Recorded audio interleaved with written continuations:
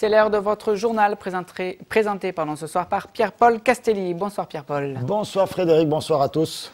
Quelques titres de ce journal. Le budget du Conseil général du Gard, un collectif gardois pour la suppression du ministère de l'Identité nationale et de l'immigration. C'est bientôt Noël, on fera un petit détour à l'espace basque avec le Noël découverte. Pierre-Paul, on vous écoute. Crédit en baisse pour les associations, les clubs sportifs, également pour le monde économique. La majorité départementale gardoise a fait ses choix. C'est un budget tout de même de 865 millions d'euros qui a été présenté ce matin à la presse. Offensif et responsable, ce sont les termes utilisés par Damien Allary, président du Conseil général du Gard, et sa majorité pour présenter le budget de leur institution. La baisse sévère de certaines recettes, comme les droits de mutation associés aux ventes de biens immobiliers, passés de 75 millions d'euros à 51 millions entre 2008 et 2009, illustre les difficultés des départements à préparer l'année 2010. Pour présenter un budget en équilibre comme je le présenterai demain, il fallait réduire les réductions de crédit de 20 millions d'euros, parce que notre épargne nette s'appauvrit d'année en année. L'État, je le répète, me doit 409 millions d'euros, 5 ans cumulés, 65 millions cette année. Donc je n'avais pas d'autre solution que de faire des réductions de crédit. Ces réductions de crédit se sont opérées un peu partout, y compris sur nos propres dépenses du Conseil général, mais également envers les associations que j'ai réunies d'ailleurs et à qui j'ai expliqué. Et puis le monde économique aussi, qui se voit réduit de 20 millions, on passe à 15 millions. Certains départements, collectivités ont fait le choix d'une augmentation de la fiscalité. Oui, mais vous savez, en faisant le choix de l'augmentation de la fiscalité, pour avoir 20 millions, il fallait augmenter les impôts de 25%. Moi, je ne pouvais pas et je n'avais pas envie d'augmenter les impôts. Donc, il faut réduire nos dépenses. On les a réduites pour 20 millions et on maintient quand même 175 millions d'euros d'investissement, c'est-à-dire comme l'année dernière, tout cela en faveur de l'emploi. Le président du Conseil général du Gard peut compter sur le soutien de sa majorité socialiste et communiste pour voter ce budget et pour critiquer les dispositions prises par le gouvernement. Il nous semble opportun dans la période actuelle donc de voter ce budget qui va permettre quand même un certain nombre d'actions de proximité pour les Gardoises et les Gardois, même si c'est vrai que dans un certain nombre de domaines, la voilure est réduite à la baisse. C'est surtout le résultat donc de choix gouvernementaux qui imposent donc au département avec des modifications législatives, institutionnelles, avec la disparition de la taxe professionnelle dont on nous dit qu'elle serait compensée, mais on sait très bien que les compensations de l'État sont toujours extrêmement difficiles à obtenir. Le Conseil général du Gard se réunit en assemblée plénière ce vendredi 18 décembre pour voter son budget 2010. Et donc le budget du Conseil général du Gard sera voté demain avec une avant-première. Ce sera une manifestation du syndicat CGT du Conseil général du Gard contre notamment la réforme territoriale et fiscale. Le ministère de l'Identité nationale et de l'immigration fait débat, Pierre-Paul.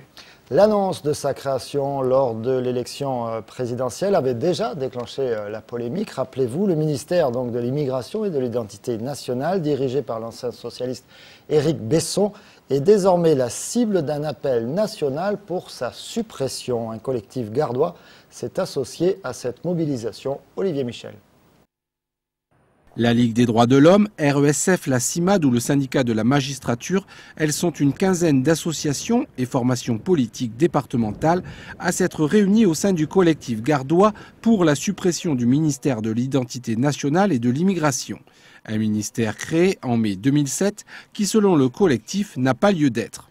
La politique qu'il mène est une politique qui attaque la République et ses fondements universalistes. Politique de l'immigration, c'est-à-dire la chasse aux hommes, aux femmes, aux enfants, aux bébés. Politique du chiffre, toujours plus d'arrestations, toujours plus de reconduites à la frontière, y compris quand de l'autre côté de la frontière il y a la guerre. Ça fait pas partie de la République française, ça fait pas partie de l'universalisme sur lequel elle est fondée, parce que ces valeurs sont effectivement des valeurs universelles. Avec en toile de fond le débat sur l'identité nationale et les expulsions en charter, le collectif dénonce une dérive anti-républicaine, une banalisation de la chasse à l'immigré ou encore une plus large atteinte aux libertés. Ce débat donc place en effet les étrangers dans une situation particulière, en quelque sorte de bouc émissaire privilégié d'une politique d'atteinte globale aux libertés publiques en France. Cette politique de l'immigration, elle se caractérise à mon sens par un triple échec. D'une part, un échec de la politique elle-même qui est bien incapable d'atteindre un objectif de maîtrise des flux migratoires dans le monde. Un échec aussi sur le plan humain parce que le prix à payer de cette politique en termes de dégâts humains pour les familles, les enfants qu'on retrouve notamment dans des centres de rétention est énorme. Et puis un échec également au plan juridique, un échec, j'allais dire, du droit ou de l'état de droit, puisque on voit à l'occasion de ces politiques massives d'enfermement des étrangers par la procédure de rétention que nombre de ces procédures s'avèrent nulles parce qu'elles ne respectent pas les principes qui sont à l'œuvre dans notre pays.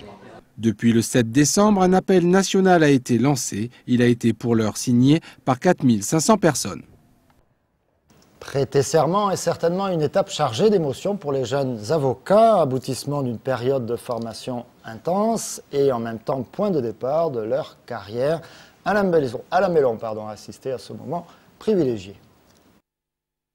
16 nouveaux titulaires du CAPA, certificat d'aptitude à la profession d'avocat, ont prêté serment devant la première chambre de la Cour d'appel de Nîmes. Mais avant d'en arriver là, un long parcours a été réalisé. On est quand même formé pendant 18 mois à l'école des avocats. Donc pour ma part, c'était l'école des avocats de Montpellier. On reçoit une formation que je trouve très très bien, très complète.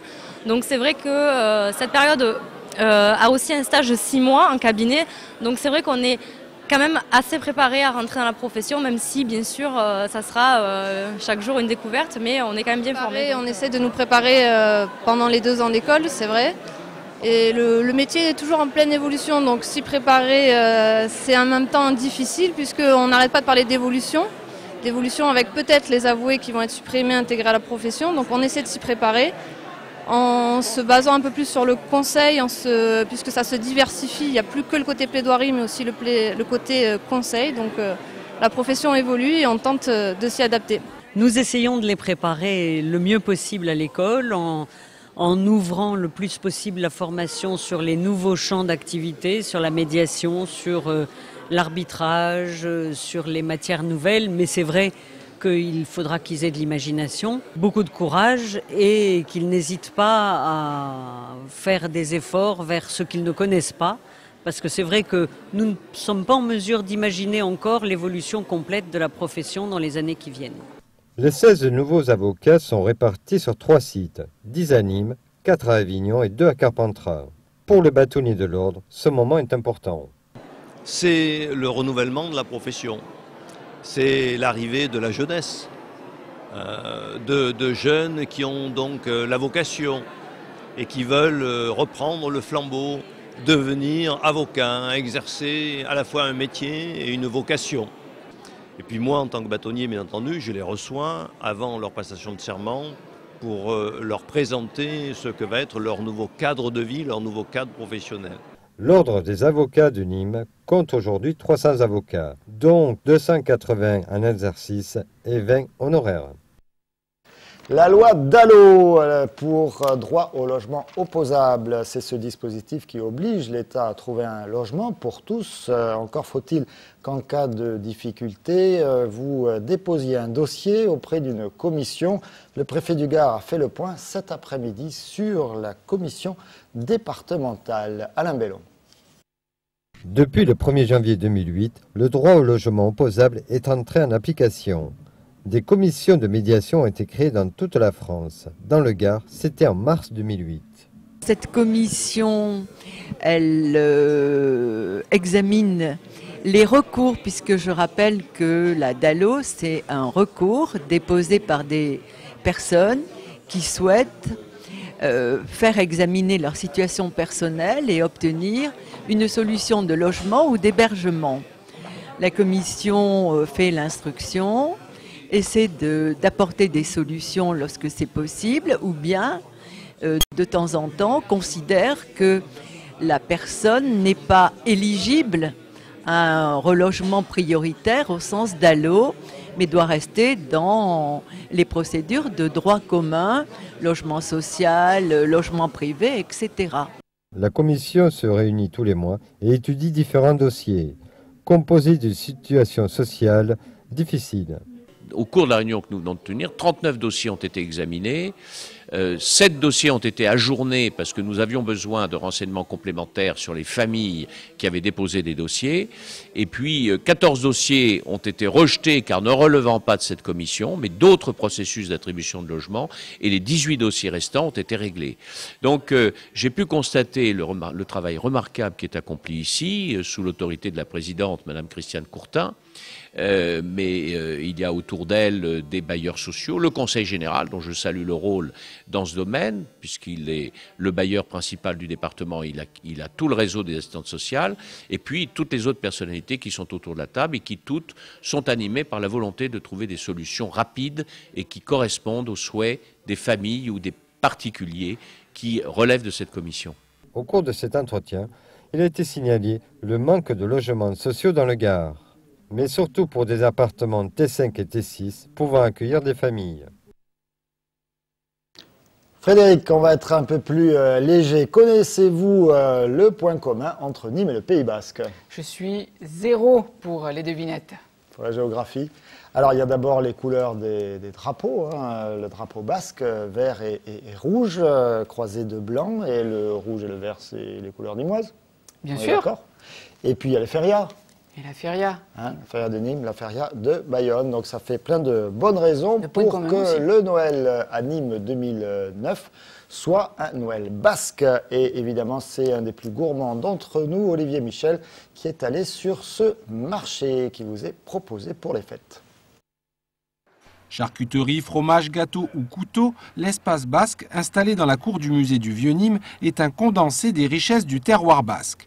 Organisé dans le cadre des fêtes de Noël, ce marché réunit 9 exposants qui présentent chacun un produit typique, une véritable vitrine pour le Pays basque.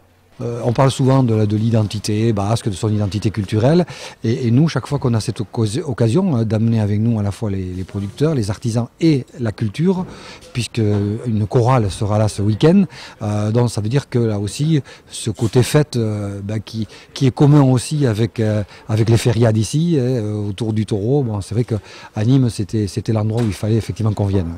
Parmi les produits à savourer, on compte les 3 AOC du Pays basque. Le piment d'Espelette, le vin Iroulegui et le fromage de brebis, l'osso irati. Et nous, on a l'habitude de le couper en tranches fines pour bien apprécier les saveurs. Et ensuite, on l'accompagne aussi, selon les traditions, les envies de chacun, avec un peu de confiture cerise noire. Quant au fameux jambon de Bayonne, qui n'est pas une AOC mais une IGP pour identification géographique protégée, il est présent sous 3 de ses variétés. Il y a le jambon de Bayonne, IGP, c'est celui-ci qui est marqué, qui est passé au rouge. Après, vous avez le jambon de Trois Fermes, c'est un porc qui est nourri exclusivement que céréales. Sa particularité, il faut que l'animal ait atteint 140 à 180 kg, donc beaucoup plus lourd et beaucoup plus gras. Et le jambon, on le laisse sécher au minimum de 14 à 18 mois. Et il y a le surnom du jambon de Bayonne, le jambon Ibayona, qui est marqué au fer rouge. Nous sommes 3 charcutiers à le faire et 3 éleveurs à le fabriquer. C'est un porc qui a 180 à 220 kg avant d'être abattu, donc beaucoup plus lourd et beaucoup plus gras. Et le jambon, on le laisse sécher un minimum de 18 à 24 mois. Et on le différencie des autres parce qu'on le laisse comme les Espagnols, à qui on a copié un petit peu, avec la pâte. Un jambon qui, dit-on, se retrouve dans les cuisines de l'Élysée. L'espace basque est ouvert de 10h à 19h jusqu'au 22 décembre inclus. Une chorale sera même présente ce week-end. Voilà, et des cuisines de l'Élysée à votre table de Noël, il n'y a qu'un pas, il suffit d'aller, vous l'avez compris, au musée du Vieux-Nîmes. Confiture de cerise noire avec le fromage, hein, vous avez noté. Hein. Ça n'a pas l'air mauvais, je crois que je vais aller y faire un petit tour. Il va faire un petit saut, donc parmi les autres festivités à venir à Nîmes. Voilà, donc à partir de samedi 17h30, le théâtre d'images sur les arènes. Là aussi, un événement à ne pas rater sous aucun prétexte. Pas rater, c'était très très beau déjà l'année dernière. On nous promet encore mieux. Et puis on peut rappeler également la patinoire demain à partir de 17h, la patinoire devant la Maison Carrée. Vous avez parlé des drôles de Noël d'Arles aussi tout à l'heure. Oui, je vous invite aussi à... Frédéric, Donc voilà, vous allez faire un tour à Arles, vous avez le choix de toute façon. Vous avez le choix. Vous régaler. Et puis comme il fait très froid et que vous allez avoir 2 semaines de congé, en tout cas pour ceux qui sont à l'école, vous allez regarder un peu plus peut-être la télévision. Et pour ça, nous vous apportons un service supplémentaire, cher Frédéric. Et oui, c'est notre cadeau à vous, chers téléspectateurs, qui nous suivez, qui nous regardez.